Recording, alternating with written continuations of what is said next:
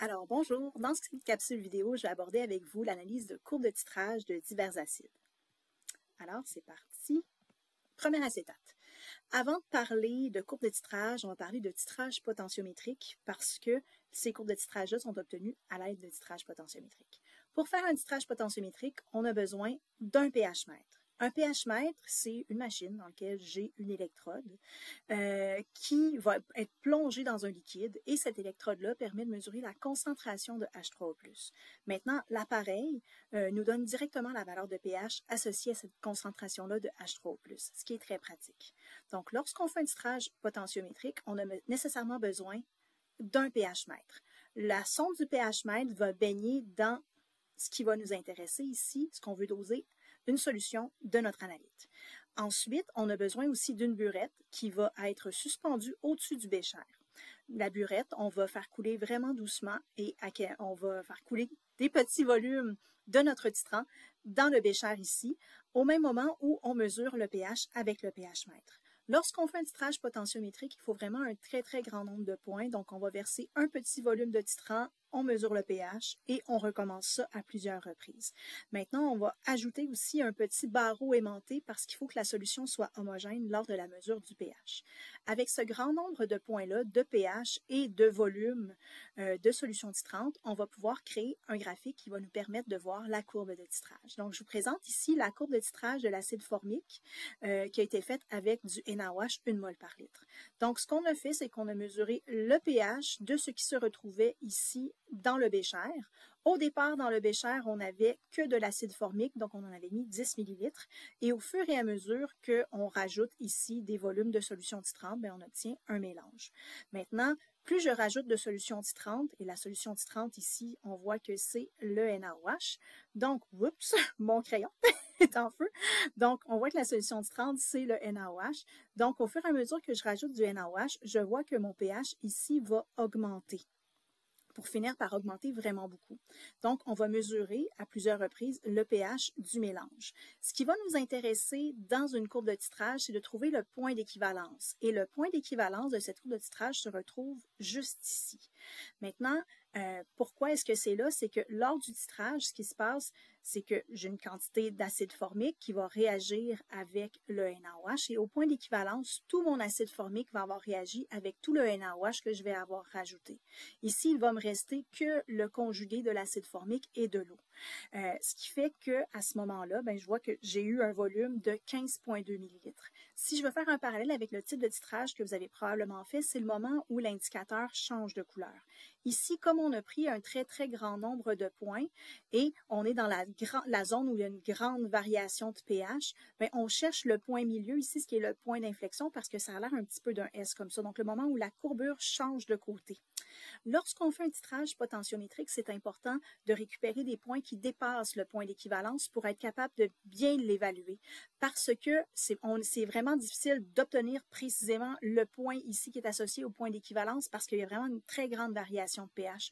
Donc, on va le déduire à partir d'une grande série de points qui vont avoir été pris avant et après. C'est la valeur du volume au point d'équivalence ici qui va nous intéresser pour pouvoir faire un calcul associé au titrage potentiométrique. Donc ici, ce que j'ai obtenu, c'est que j'ai eu besoin de 15,2 ml de NaOH pour titrer 10 ml d'acide formique. Donc, en utilisant la formule qui est ici, je vais mettre mon 15,2 ml ici. La concentration de ma base, c'est 1 mol par litre et j'ai titré 10 ml. Avec ça, je vais être capable de calculer ma concentration d'acide. Maintenant, le pH au point d'équivalence n'est pas utile pour ce calcul-là, mais il est intéressant. Si j'ai une courbe de titrage, je peux l'utiliser pour choisir un indicateur. Ici, vous voyez que le pH au point d'équivalence n'est pas de 7, même si c'est une neutralisation. Donc, on va voir que même si on fait une neutralisation, on n'a pas nécessairement toujours un pH de 7 et on va comprendre pourquoi. Donc, prochaine acétate pour revoir dans le détail, je dirais, les courbes, une courbe de titrage potentiométrique de l'acide formique. Mais je l'ai grossi un petit peu pour regarder les différentes zones. Donc, si on regarde cette courbe-là, bon, l'allure ressemble un peu à celle de la page précédente. Ici, c'est un titrage qui fait appel à 25 ml d'acide formique, 1 mol par litre. Donc, on n'a pas titré le même volume et elle n'a pas la même concentration que la page précédente, ce qui fait qu'au point d'équivalence, je n'ai pas nécessairement besoin du même volume de NaOH. Donc, le point d'équivalence, c'est encore une fois ici. Je vais me prendre un petit crayon rouge. Donc, le point ici qui est le point d'inflexion de mon S. Il y a une valeur, comme on a vu tout à l'heure, en volume qui nous est intéressante pour les calculs et il y a une valeur aussi en pH. Et ici, on a une valeur de 8,7. Donc, on a un pH basique. On va comprendre pourquoi en regardant l'équation qui est juste en dessous.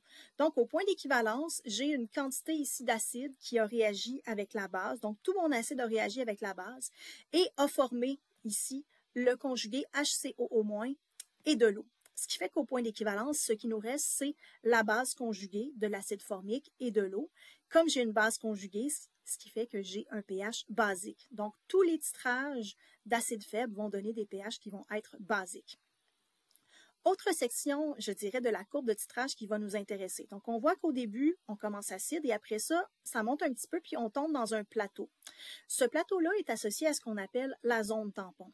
Parce que lorsque je neutralise mon acide faible, je vais produire de sa base faible conjuguée ici. Et lorsque j'ai un système d'acide et base faible conjuguées qui sont dans des rapports entre 0,1 et 10, ben, je forme une solution tampon. Donc, au fur et à mesure qu'on neutralise ici mon acide formique, j'ai du tampon qui se crée. Maintenant, le point qui va nous intéresser ici, c'est le point de demi-équivalence, c'est-à-dire que c'est le point où j'ai neutralisé la moitié ici de mon titré avec mon titrant. Ce qui veut dire que je forme autant ici de la base conjuguée qu'il me reste d'acide. Et je vais être dans des proportions 1 pour 1. Le point ici de demi-équivalence, on peut le trouver en prenant le volume au point d'équivalence divisé par 2. Donc, c'est lorsque je vais être ici à 12,5 ml, je vais avoir neutralisé la moitié de mon titré. Maintenant, étant donné que je vais être dans le fond, je vais avoir une solution tampon 1 pour 1, bien, si on utilise l'équation d'Anderson-Hasselbalch, on va voir qu'on va être à pH est égal à pKa. Ce qui veut dire que ici, ce point-là se situe à 3,74. On peut utiliser le point de demi-équivalence pour identifier un acide à partir de sa courbe de titrage. Maintenant, on va voir que la zone ici qui est associée à la zone tampon, une fois que j'ai localisé mon point de demi-équivalence, bien, si je fais pH plus ou moins 1 à ça, bien, c'est la zone ici où j'ai un peu un plateau de variation où ça varie peu. Donc, ce sera ma zone tampon associée à mon titrage. Donc, dans cette zone-là, avant, je ne serai pas un tampon parce que je n'ai pas suffisamment de base et après, ici, il ne me reste plus assez d'acide pour former un tampon. Maintenant, on a le point d'équivalence et dépasser le point d'équivalence, on est dans la zone dans laquelle, ben, dans le fond, on rajoute de plus en plus de titrants, ce qui fait que c'est très basique. On va comparer par la suite cette courbe-là à une courbe d'un autre acide faible. Donc, dans cette page-là, je vais me tasser un petit peu pour que vous voyez bien. On va comparer la courbe de deux acides faibles. On a encore la courbe de l'acide formique que j'ai présentée à la page précédente, donc HCOOH, et je vous présente la courbe aussi associée au titrage de CH3COOH. Donc, on a titré les deux acides faibles dans les mêmes conditions. Ce sont deux acides où on a titré le même volume, 25 ml, et ce sont des acides d'1 mol par litre. On a utilisé le même titrant qui est le NaOH. Donc, on remarque qu'on a la même allure de courbe avec un S, une petite variation prononcée au début, ensuite un plateau, ensuite une grande zone de variation de pH et ensuite une autre zone de plateau à un pH basique. Maintenant, les différences qu'on va voir entre ces deux titrages-là vont être associées dans le fond au point d'équivalence, mais juste au pH au point d'équivalence, parce que lorsque je titre deux acides faibles de même concentration et que j'en titre le même volume, ben j'ai le même volume au point d'équivalence. Donc, on remarque que ici, mon volume au point d'équivalence pour l'acide formique, c'est 25 ml et c'est la même chose pour l'acide acétique CH3COH, 25 ml. Ce qui va changer, c'est la valeur du pH au point d'équivalence, parce que dans les deux cas, je vais former une base faible. Mais ces bases faibles-là n'ont pas la même force. On voit que CH3COO- est une base faible un petit peu plus forte, ce qui fait que mon pH est un peu supérieur à 9.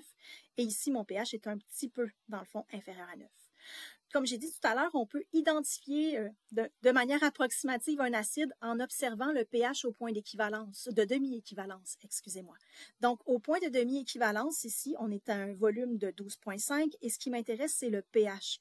Donc, ici, je vais former une solution tampon 1 pour 1 avec le CH3CH et le CH3COO- et je vais être à pH est égal à pKa, c'est-à-dire à 4,76.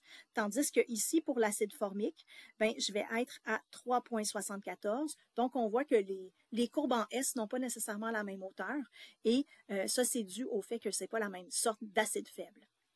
Maintenant, on va comparer je dirais une courbe d'un acide faible à celui d'un acide fort. Voyons. OK. Page suivante. On va y arriver. OK. Donc, si on compare la courbe d'un acide fort à celui d'un acide faible, j'ai conservé la même courbe de la page précédente, donc pour le CH3COOH ici, et je la compare à celle de HCl. Donc, on a fait des titrages dans les mêmes conditions, 25 ml de titré acide, donc 25 ml de HCl qui est un acide fort, et à 1 mol par litre, et je le titre par NaOH. Maintenant, on observe des petites différences, un petit peu plus grandes que ce qu'il y avait dans la page précédente. Donc, on voit au départ que ma solution à 1 mol par litre, elle est plus acide pour un acide fort parce qu'il est complètement dissocié, versus un acide faible, ben ici, mon pH est acide, mais il est moins acide parce que l'acide faible, dans le fond, n'est pas complètement dissocié. Ensuite, on a une augmentation très lente pour l'acide fort, donc ici, et on n'a pas de zone tampon parce que les acides forts ne peuvent pas former de tampon parce que, dans le fond, ce ne sont pas des électrolytes faibles. Donc, j'ai une variation, je dirais, qui est une augmentation lente ici de mon pH. Tandis que ici, j'ai une montée, puis après ça, c'est là que je tombe dans mon plateau où je serai dans la zone tampon. Ensuite, on observe que le volume au point d'équivalence est le même parce que je titre des acides de même concentration. Donc, la nature de l'acide, qu'il soit fort ou faible, n'a pas d'impact ici sur le volume de base nécessaire pour le neutraliser. Par contre, ce qu'on va observer comme grand changement, c'est le pH au point d'équivalence. Donc, on voit que lorsque je titre ici un acide fort, ben, je vais générer de l'eau et un sel neutre.